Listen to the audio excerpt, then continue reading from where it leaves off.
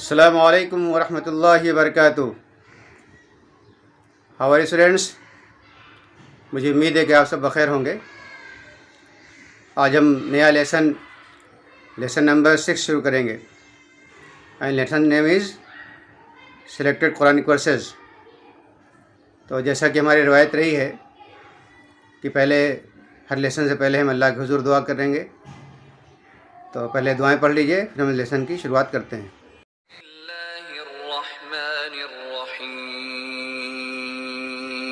رب زدني علما رب اشرح لي صدري ويسر لي أمري واحلل عقدة من لساني يفقه قولي اللهم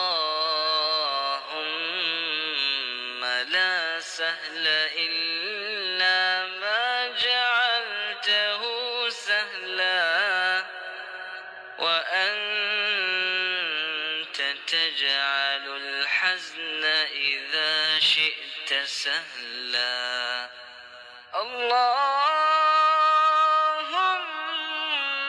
لا سهل إلا ما جعلته سهلا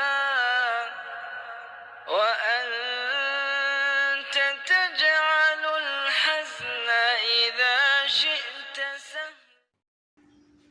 Lesson name is Selected Quranic Verses, and in this lesson there are 10 Quranic verses. یہ 10 آیتیں منتخب کر کے اس لیسن میں رکھی گئی ہیں تاکہ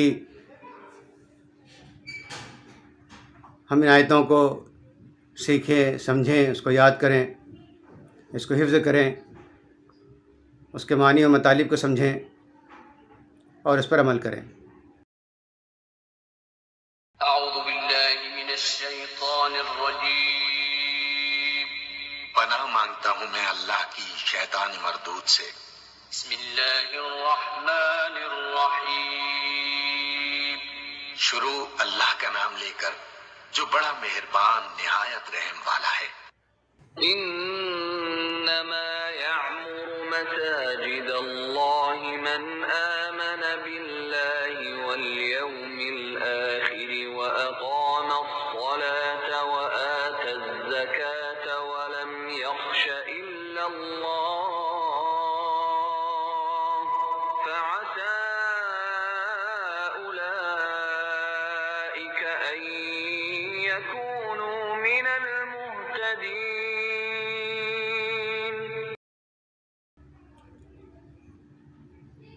تو اس میں سب سے پہلی آیت ہے اعوذ باللہ من الشیطان الرجیم، بسم اللہ الرحمن الرحیم، انما یعمر مساجد اللہ من آمن باللہ والیوم الآخر۔ Translation: Only they shall tend Allah's mosque who believe in Allah and the last day. Surah number 9, verse number 18۔ یعنی اللہ کی مساجد کو تو وہی لوگ تعمیر کرتے ہیں جو اللہ پر ایمان لائے اور آخرت پر ایمان رکھنے والے ہوں۔ یہ بات کیوں فرمائی گئی؟ یہ بات اس لیے فرمائی گئی کہ مساجد کو تعمیر کرنا، مساجد کی ذمہ داری نبھانا، مساجد کے حقوق کی ادائیگی وہی لوگ کر سکتے ہیں جو اللہ پر ایمان والے ہوں اور آخرت پر ایمان والے ہوں۔ یہ ذمہ داری کسی اور کی نہیں ہے کہ مسجدوں کو تعمیر کرے، اور اس طرح سے کسی کا حق نہیں بنتا، کوئی اور حق اس کا نہیں رکھتا کہ وہ مسجد کو تعمیر کرے یا مسجد کا مالک بنے یا مسجد کا ذمہ دار بنے۔ ایسا شخص جو اللہ اور آخرت پر ایمان نہ رکھے، اللہ اور آخرت پر ایمان نہ رکھنے والا مسجد کی ذمہ داری اس کو نہیں دی جا سکتی، مسجد کا اس کو متولی نہیں بنایا جا سکتا، اور مسجد کے ذریعے تعمیر نہیں کی جا سکتی۔ اسی میں آگے بڑھ کر کے یہ بات بھی سمجھنی چاہیے کہ گویا مساجد کے اندر لگنے والا پیسہ، مساجد کے اندر لگنے والی رقم، وہ بھی ایسے لوگوں کی ہونی چاہیے جو اللہ اور روز آخرت پر ایمان رکھتے ہیں۔ قرآن کا واضح احکام موجود ہے، قرآن کی واضح بات موجود ہے۔ یہ سب چھوٹی بات ہے، چھوٹی آیتیں ہیں، لیکن اس کے اندر جو مفہوم ہے وہ کافی عظیم مفہوم ہے۔ یہ سب اصول طے ہوتے ہیں کہ مسجدیں کون تعمیر کرے گا، مسجد کا ذمہ دار کون بنے گا، مسجد کا حق کون ادا کرے گا۔ أعوذ بالله من الشيطان الرجيم پناہ مانگتا ہوں میں اللہ کی شیطان مردود سے۔ بسم الله الرحمن الرحيم شروع اللہ کا نام لے کر جو بڑا مہربان نہایت رحم والا ہے۔ يا أيها الذين آمنوا أنفقوا من طيبات ما كسبتم ومما أخرجنا لكم من الأرض ولا تيمموا الخبيث منه تنفقون ولستم بآخذيه إلا أن تغمضوا فيه واعلموا أن الله غني حميد۔ دوسری آیت ہے یا ایھا الذین آمنوا انفقوا من طیبات ما کسبتم، means O you who believe, spend of the good things you have earned، یعنی اے ایمان والو خرچ کرو ان چیزوں میں سے جو تم کماتے ہو، پاکیزہ چیزیں، یعنی جو کچھ تم کماتے ہو ان میں کی پاکیزہ چیزیں تم خرچ کرو۔ Spend of good things you have earn, اللہ کے راستے میں کیا چیزیں خرچ کرنی چاہیے؟ وہ چیز جو بڑی اچھی ہو، جو بڑی پاکیزہ ہو، جو عمدہ مال ہو، اچھا مال خرچ کرنا چاہیے۔ اس سے ریلیٹڈ ایک اور آیت ہے قرآن مجید کی، بہت مشہور آیت، کہ لن تنالوا البر حتی تنفقوا مما تحبون، کہ تم اس وقت تک نیکی کو نہیں پا سکتے، اس وقت تک نیک نہیں بن سکتے جب تک کہ تم اللہ کے راستے میں وہ چیز خرچ نہ کرو جو تمہیں بہت زیادہ محبوب ہو۔ گویا اللہ کے راستے میں ہم کو اچھا مال قربان کرنا چاہیے۔ ایسا نہ ہونا چاہیے کہ گھر کے اندر کا باسی کھانا، گھر میں رکھا ہوا خراب کھانا یا خراب کپڑے یا وہ چیزیں جو ہمارے استعمال میں نہیں ہیں، ہم اس کو رائے خدا میں دے دیں اور سوچیں کہ ہم کو بہت ثواب مل گیا۔ وہ تو ویسٹ چیزیں ہیں، بغیر ثواب کو ہم کو دے دینا چاہیے۔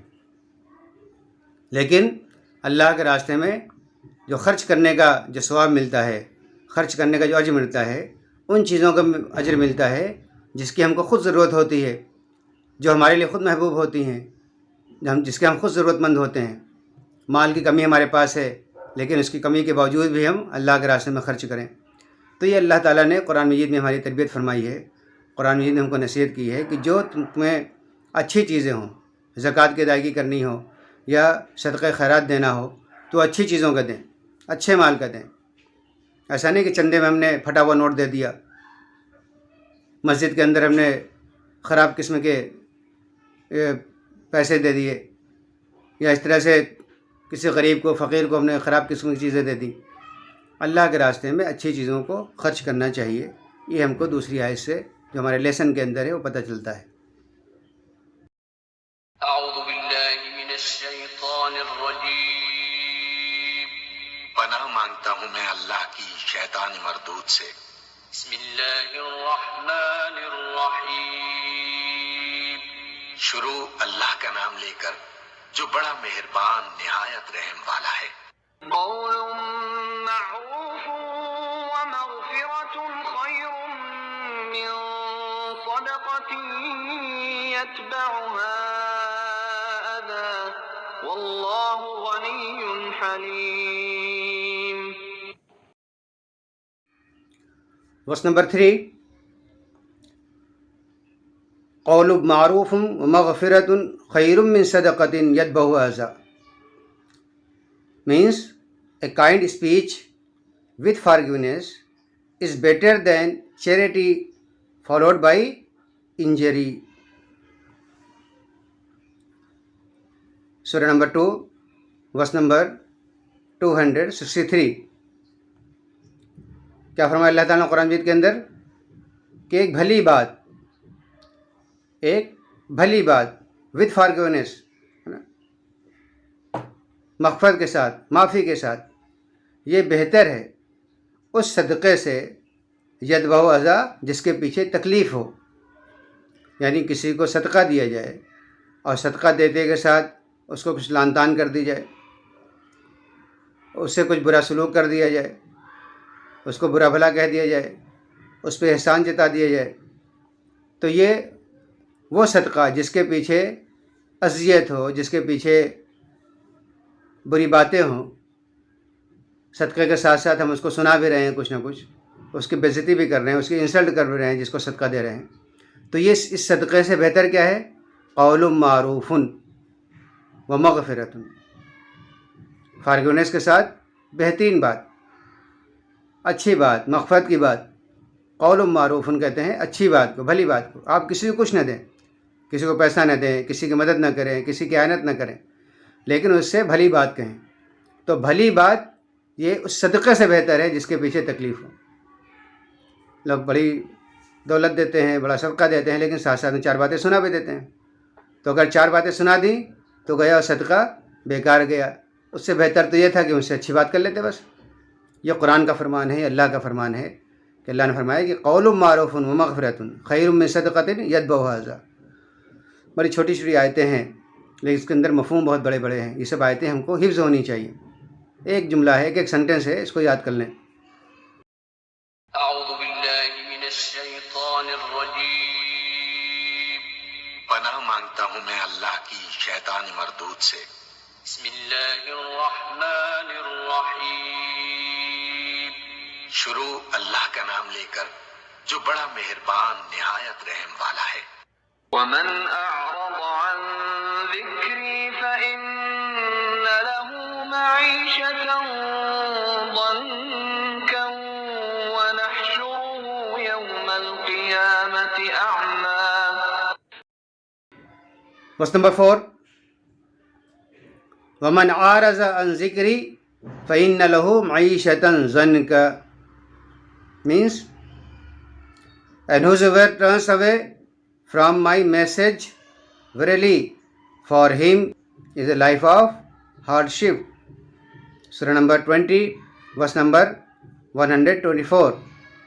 یعنی وَمَنْ عَارَضَ عَنْ ذِكْرِي، جس نے ہمارے ذکر سے، جس نے ہمارے میسج سے اعراض کیا، ٹرن اوے کیا. whoever turns away from my message، اللہ تعالیٰ فرما رہے ہیں کہ جو ہم نے میسج بھیجا ہے. کیا میسج بھیجا اللہ نے؟ میسج قرآن مجید کی شکل میں آیا ہمارے سامنے. یہ قرآن مجید اللہ کا پیغام ہے، اللہ کے میسج ہے. اللہ نے اس کو ذکر کہا ہے. انا نحن نزلنا الذکر وانا لہ لحافظون، ہم نے اس ذکر کو نازل کیا ہے اور ہم ہی اس کی حفاظت کرنے والے ہیں. ذکر مطلب قرآن مجید. ذکر کہتے ہیں یاد دہانی کو، ریمائنڈر کو. کوئی بات انسان کو کوئی کام کرنا تھا اور اس کی فرائض کو یاد دلانے کے لیے، اس کی ڈیوٹی کو یاد دلانے کے لیے جو بات کہی جائے اس کو ذکر کہتے ہیں، اس کو ریمائنڈر کو کہتے ہیں، میسج بولتے ہیں. تو اللہ نے فرمایا کہ جس نے ہمارے ذکر سے، یعنی جو ہم نے اس کو یاد دہانی کرائی ہے قرآن کی شکل میں، اس کے پاس جو کتاب بھیجی گئی ہے قرآن کی شکل میں، اس سے جس نے اعراض کیا، جس نے ٹرن اوے کیا، جس نے روگردانی کی، جس نے اس سے رخ پھیر لیا، یعنی قرآن کو نہ پڑھتا ہے، نہ قرآن کو سمجھتا ہے، نہ قرآن پر عمل کرتا ہے، نہ قرآن کا یہ حق کہ وہ دنیا والوں کے سامنے اس کو پیش کرتا ہے، پھیلاتا ہے دنیا کے سامنے، کوئی کام وہ نہیں کرتا، اس نے اپنا رخ اس سے پھیر لیا ہے، تو کیا ہو جائے گا؟ فَإِنَّ لَهُ مَعِيشَةً ضَنْكًا، اس کے لائف ہارڈشپ ہو جائے گی، اس کی زندگی بڑی تکلیف دہ ہو جائے گی، اس کی زندگی تنگ ہو جائے گی. دنیا کے اندر اس کا یہ حال ہوگا کہ جو لوگ، جو قوم، جو فرد، جو بھی امت اللہ کے دی ہوئی ہدایت سے منہ موڑتا ہے تو اس دنیا کے اندر اللہ اس کو ذلیل و خوار کر دیتے ہیں. اس دنیا کے اندر اس کی زندگی تنگ ہو جاتی ہے. دیکھیے ہر دور کے اندر اللہ کی ایک سلیکٹڈ قوم ہوا کرتی ہے، اللہ تعالیٰ کی ایک پسندیدہ قوم ہوا کرتی ہے جس کو اللہ تعالیٰ اپنے نبی کی امت بناتا ہے اور اس کو اللہ تعالیٰ ایک کتاب عطا فرماتا ہے۔ وہ جس قوم کو کتاب عطا کی جائے تو اس قوم والوں کو، اس امت والوں کی ذمہ داری ہوتی ہے کہ اس کتاب کو خود سمجھیں، خود بھی سمجھیں، خود بھی سیکھیں، خود بھی عمل کریں اور دوسروں تک اس پیغام کو پہنچائیں۔ اگر وہ یہ ذمہ داری ادا نہیں کرتے تو ان کو پھر دوہرا عذاب دیا جاتا ہے، دنیا میں عذاب دیا جاتا ہے اور آخرت میں بھی دردناک عذاب دیا جاتا ہے۔ آپ دیکھیے کہ آج کل جو ہمارے مسلمانوں کی حالت ہے، جو امت مسلمہ کی حالت ہے، وہ اسی وجہ سے ہے کہ لوگوں نے اللہ کی کتاب کو چھوڑ دیا، قرآن کو چھوڑ دیا، قرآن کو پڑھنا چھوڑ دیا، قرآن کو سیکھنا چھوڑ دیا۔ قرآن میں اللہ نے ان کے لیے کیا اصول بیان فرمائے ہیں اس کو جاننا چھوڑ دیا۔ قرآن میں اللہ نے جس چیزوں کو روکا ہے اس کو سمجھتے نہیں کہ کن چیزوں سے اللہ نے ان کو روک دیا ہے، وہ کام کیے چلے جا رہے ہیں۔ قرآن میں اللہ نے جو کام کرنے کو کہا ہے وہ کام کرتے نہیں ہیں اور دنیا کے پیچھے لوگ بکٹوٹ بھاگے ہوئے ہیں، کیریئر کے پیچھے بکٹوٹ بھاگ رہے ہیں۔ قرآن سیکھنے کا، سمجھنے کا، عمل کا ان کا زندگی میں کوئی ٹائم ہی نہیں، موقع ہی نہیں۔ تو ایسے لوگ جتنا بھی زیادہ دنیا کما لیں، جتنا زیادہ دنیا کے پیچھے بھاگ لیں، لیکن قرآن کی گواہی ہے اور اللہ نے قرآن میں ارشاد فرما دیا ہے کہ فَإِنَّ لَهُ مَعِيشَةً ضَنْكَ، ان کی زندگی تنگ کر دی جائے گی، ان کی زندگی، ان کی حالت خراب رہے گی، ہر وقت بے سکونی کی کیفیت میں رہیں گے، ان کو چین و سکون نہیں مل سکتا ہے اگر انہوں نے ہمارے ذکر سے اعراض کیا، اگر ہماری نصیحت سے انہوں نے منہ موڑا۔ تو یہ بڑی اہم آیت ہے قرآن مجید کی۔ سارے مسلمان اگر اس کو سمجھیں، پڑھیں تو پھر ان کا دل نرم ہو اور اللہ کی طرف وہ رجوع ہو سکتے ہیں۔ اعوذ باللہ من الشیطان الرجیم، پناہ مانگتا ہوں میں اللہ کی شیطان مردود سے۔ بسم اللہ الرحمن الرحیم، شروع اللہ کا نام لے کر جو بڑا مہربان نہایت رحم والا ہے۔ وَيَا قَوْمِ أَوْفُوا الْمِكْيَالَ وَالْمِيزَانَ بِالْقِسْطِ وَلَا تَبْخَسُوا النَّاسَ أَشْيَاءَهُمْ وَلَا تَعْثَوْا فِي الْأَرْضِ مُفْسِدِينَ۔ اسی لیسن کی جو اگلی آیت ہے، اللہ تعالیٰ فرما رہے ہیں اوفوا المکیال والمیزان بالقسط ولا تبخسوا الناس اشیاءهم، means give just measure and weight and do not give people less than their due things۔ کیا بات سمجھ میں آئی؟ اوفوا المکیال والمیزان، میزرمنٹ اور ویٹ یعنی ناپ تول کو پورا کرو، ناپ تول کو پورا دو، ناپ تول میں کمی نہ کرو بلکہ پورا اس میں دو۔ ولا تبخسوا الناس اشیاءهم، اور لوگوں کی کمی کو، لوگوں کی چیزوں کو کم نہ کرو، کم تول کو ان کو نہ دو۔ کتنی واضح ہدایت ہے قرآن مجید کی۔ سارے بازار والوں کو، مارکیٹ والوں کو، سامان بیچنے والوں کو، سب کو اس کا خیال رکھنا چاہیے۔ یہی سب چیزیں ہیں حلال و حرام کے دائرے میں آتی ہیں۔ ناپ میں کمی کر دینا، تول میں کمی کر دینا، یہ حرام کے دائرے میں آ جائے گی۔ مکیال اور میزان ہر پیمانے کو کہتے ہیں، یعنی اگر کوئی کپڑا ناپ رہا ہے تو میٹر کے لحاظ سے ناپے گا، اس میں کمی کر کے دے رہا ہے۔ کوئی فروٹ کو تول رہا ہے، فروٹ میں کمی کر کے دے رہا ہے۔ کوئی سبزی تول رہا ہے، اس میں کمی کر کے دے رہا ہے، اور باڑ کچھ ادھر رکھ رہا ہے، کچھ ادھر رکھ رہا ہے۔ اس طرح کی جو حرکتیں ہوتی ہیں، یہ حرکتیں اللہ کو انتہائی ناپسندہ ہیں۔ یہ حرام ہے کہ ہم لوگوں سے 1 کلو کا پیسہ لیں اور ان کو 1 کلو سے کم چیزیں دیں۔ یہ حرام ہے، یہ غلط ہے کہ ہم زمین کا پیسہ تو پورا لے لیں لیکن ناپ میں اس کو کم کر دیں۔ بڑے بڑے بلڈرز، بڑے بڑے لوگ جو کمائی کے ایک ذریعہ اپناتے ہیں، وہ یہ بھی ہے کہ آج کل کا ماحول یہ ہے، آج کی ٹیکٹس یہ ہے، زمین کچھ ہوگی، پیپر پہ کچھ ہوگی، ایکچوئل میں کچھ اور ہوگی۔ تو ناپ تول کا معاملہ جہاں کہیں بھی آئے، چاہے بڑے پیمانے پہ ہو چاہے چھوٹے پیمانے پہ ہو، چاہے معمولی سبزی فروش کیوں نہ ہو، معمولی فروٹ والا کیوں نہ ہو، اور چاہے بڑے بڑے بلڈرز ہو، بڑے بڑے کمپنی والے ہو، بڑے بڑے اپنے فیکٹریز والے کیوں نہ ہو، اگر کہیں پہ بھی ناپ تول کی کمی ہو رہی ہے تو حرام کام ہو رہا ہے، وہ اللہ کی نگاہ میں حرام ہے۔ اللہ نے اسے منع کیا ہے اور یہ فرمایا ہے کہ ناپ میں، میزرمنٹ میں اور ویٹ میں پورا عطا کیا کرو، پورا دیا کرو، اور لوگوں کو کم کر کے چیزیں مت دیا کرو۔ وآخر دعواهم أن الحمد لله رب العالمين،